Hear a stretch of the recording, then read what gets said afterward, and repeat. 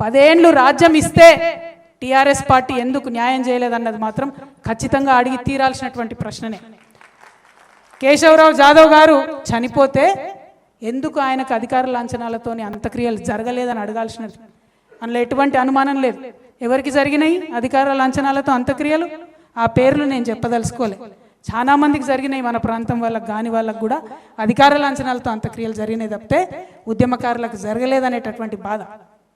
Jayashankar sir బొమ్మ పెట్టాలని నేనే, ఎవరో కాదు, జయశంకర్ సార్ బొమ్మ మనకు కేబీఆర్ పార్క్ దగ్గర పెట్టాలని నేనే స్వయంగా ఆనాటి మున్సిపల్ శాఖ మంత్రి గారిని పదే అడిగిన. సుప్రీంకోర్టు తీర్పు అడ్డం వచ్చింది జయశంకర్ సార్ బొమ్మ పెట్టాలంటే. పోనీ ట్యాంక్ బండ్ మీద పెడదామని అడిగిన, పెట్టుకోలేకపోయినాం. వేరే వాళ్ళవి ఉన్నాయి ఆడ తీస్తామని ఉద్యమంలో అనుకున్నాం, తీయకపోతే. కానీ కనీసం మన వాళ్ళే పెట్టుకోలేకపోతే అనే బాధ మాత్రం ఇప్పటికి కూడా వెంటాడుతూ ఉన్నది.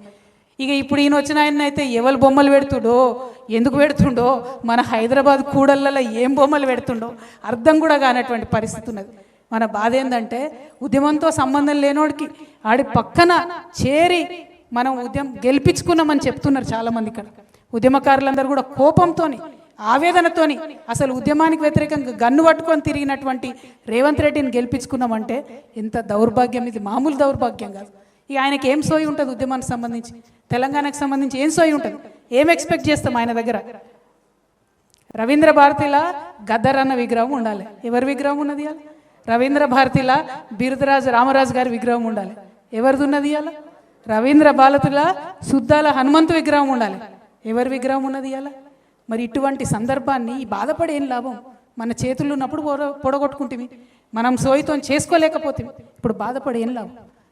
పోరాటం తప్పితే ఇప్పుడు మనకు వేరే శరణ్యమే లేదు. ఎందుకంటే కాంగ్రెస్ పార్టీకి ఎప్పుడైనా ఒకటే భాష అర్థమవుతుంది, పోరాడితేనే అర్థమవుతుంది. 69 నుంచి పోరాడినాం కాబట్టే తెలంగాణ వచ్చింది. ఇప్పుడు పోరాడితేనే ఖచ్చితంగా రేపటి నాడు మన ఉద్యమకారులకు న్యాయం జరుగుతుంది. ఇవాళ నిజంగా బాధ అనిపిస్తుంది నాకు. మనం ఎవరం? అందరం మనం టైగర్స్, మనం సింహాలం. నాకు కొట్లాడినాం, మనం కొంచెం బాధపడ్డాం కరెక్టే. మనోళ్ళే గాయం చేసిరు కాబట్టి నొప్పి ఎక్కువైతుంది అంతే తప్పితే గాయాలకు భయపడేటోళ్ళం కాదు. మనం కొట్లాడాలి, మళ్ళీ పిడికిలు బిగించాలి. ఎవరి కోసం కొట్లాడాలి? తల్లిని విముక్తం చేసినాం కదా, తల్లిని విముక్తం చేసినాం, కానీ మనం బానిసలైనాం. ఇవాళ మన బానిస సంఖ్యలు తెంచుకోవడం కోసం మనం ముందటికి పోవాలి. మన బతుకు తెరువు కోసం మనం ముందటికి పోవాలి. మన పిల్లల దగ్గర, మన కుటుంబం దగ్గర మన గౌరవం నిలబెట్టుకోవడం కోసం ఖచ్చితంగా ముందుకు పోవాలి, ముందడుగేయాలి, వేద్దాం.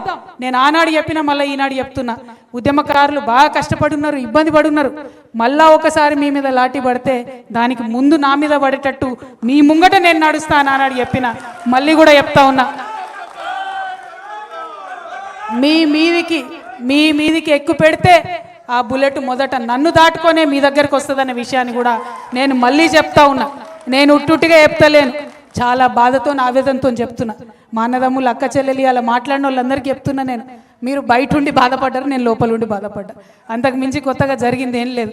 నేను జీ హుజూర్ అంటే గానే ఉంటుండి, క్యా హుజూర్ అన్న కాబట్టి గీడున్నాయి అలా బయట. కాబట్టి మీరు ఆలోచన చేసుకోండి, అర్థం చేసుకోండి.